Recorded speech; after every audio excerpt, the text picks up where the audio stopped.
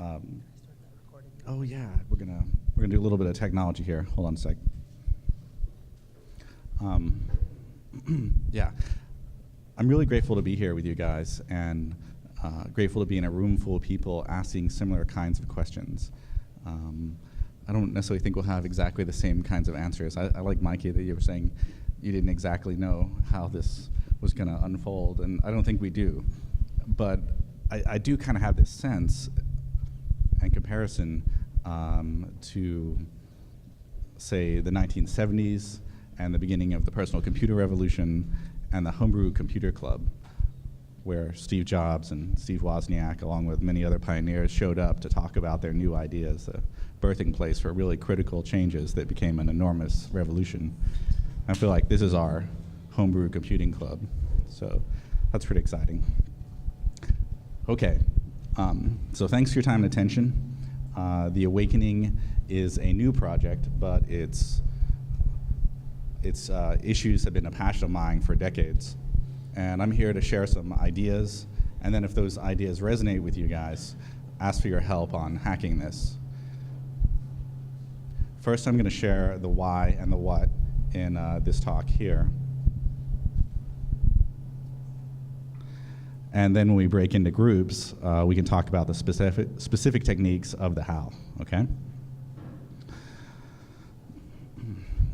So, as we look at this clean and blank image, let's take a moment and put ourselves in beginner's mind and contemplate what I would suggest is the essential question of spirituality, which is, why are you here? And it's not why you're here in this room, of course, but why are you here on Earth? And I would suggest that we determine our own purpose. There's no such thing as destiny or an external directive, but it's actually much more exciting than that. Instead, we find spirituality at the intersection of our physical and emotional and intellectual selves, and we combine our experience of getting here, all this history that brought us to this place, right here, right now, our capability to shape that now, and our power to choose how to act from that place. And so I suggest to you that it is in our power to influence our reality. That is, to control our subjective experience, to be present in this here and now, and to effectively take action from that place of presence with our bodies and hearts and minds fully in alignment. And I believe if you can transform that moment in yourself, you can transform yourself. And then you can transform your community. And then you can transform your world. And I believe that it is through that transformation process that we have the capability to become our ultimate selves. Yeah, there we go. It's a personal journey, of course. Each one of us have to take it and walk it, but it's also a journey of community, which is why it's so valuable for us to come here and be together. So let's rephrase that first question. And I've been thinking about this one. How will you spend the rest of your heartbeats? You only have so many. How do you want to spend them? Okay, let's go a little deeper into that sense of the now and the moment. Reality as we experience it is an illusion.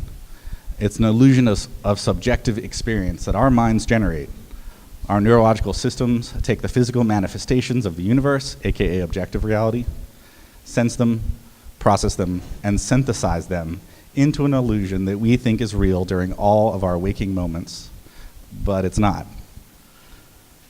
And layered on top of that illusion of the physical world is the illusion of the social world. Our minds generate models of other minds and add them to our subjective illusions. So here we are, people together. Here I am, apparently, talking to you. And our stories about our collective reality. And those stories shape that illusion once again further. And they enable us to enjoy our moments or to suffer in them. These feelings often seem like unassailable reality, but they are not. In other words, suffering is optional. So one subjective experience that we do recognize as illusory is the experience of dreams. Sometimes we can wake up in the dream, we realize we're dreaming, and we can direct the events that are happening in that dream. When I do that, I like to take off and fly. We call that effect lucid dreaming. And I propose to you that right here, right now, we are all dreaming awake. But we can wake up. And with reflection and contemplation and, yes, hacking, we can wake up and direct our living experience. Let's call this lucid living. Let's hack by any means necessary our stories, our models of mind, and our emotional colors. Let's discover these techniques of lucid living. Let's practice them, let's develop them, and let's spread them. Let's draw equally from Eastern spirituality and Western neuroscience. And let's use the techniques of open source and collaborative creation to hack this illusion together. But we do have a problem. The problem is remembering to be awake, centered, and present. Our brains evolved for a hunter-gatherer living, and ever since the dawn of civilization, we live increasingly complicated lives. And here in the 21st century, we are surrounded by a vast system of distractions.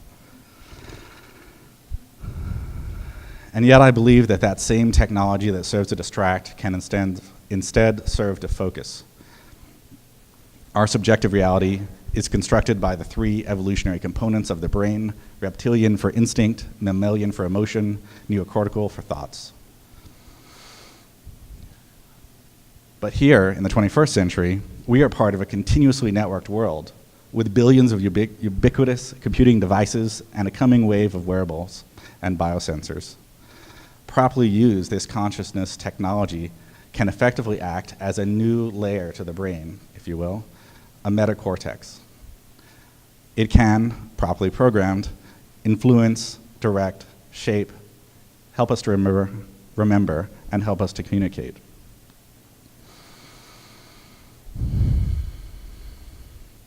So let's hack consciousness. I invite you through this meeting group and through outside to join in creating what I like to think of as the awakening, a global, secular, spiritual movement, both a personal practice of mindfulness in which we cultivate the joyful moment, flow, and lucid living, and a social practice of in-person and networked community. It's time to create a modern design for effective spirituality, combining the ancient practices and modern neuroscience to effectively hack consciousness, a neural zen. And together we can create a meta meme. We can create models, and we can create techniques that give us root access on our own brains.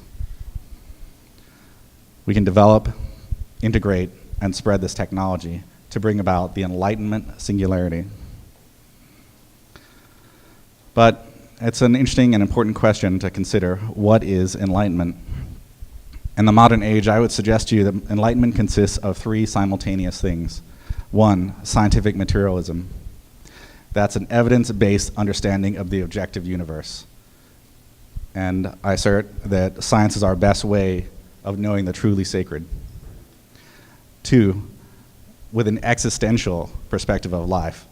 That is the humility to understand that the world that we subjectively experience is an illusion and we can't know everything. And number three, combining those two, gaining the empowerment to actively modify that experience, to engage in lucid living, to change the experience of the moment, and ultimately leading to the capability to experience transcendent subjectivity. So, Buddhism can be an interesting model.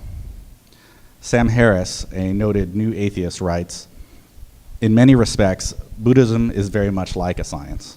One starts with a hypothesis that using attention in prescribed ways, meditation, and engaging or avoiding certain behaviors, ethics, will bear the promised result prescribed, which is wisdom and psychological well-being.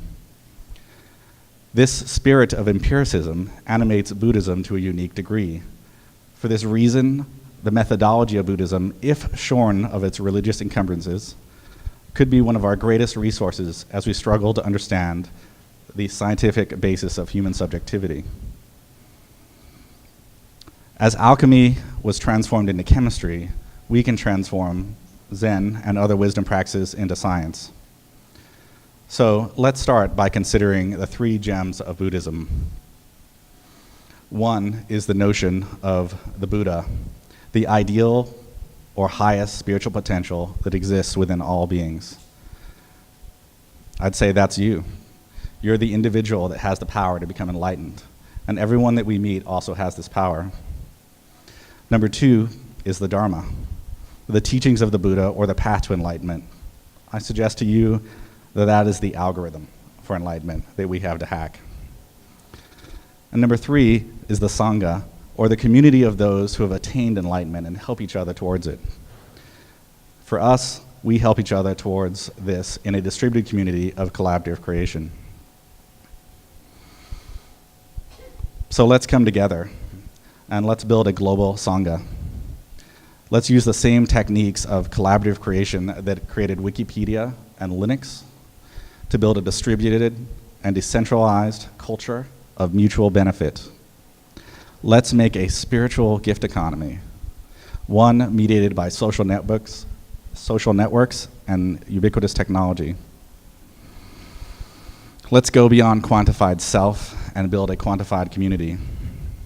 And let's develop and spread science-based models, perspectives, and practices for effective spirituality.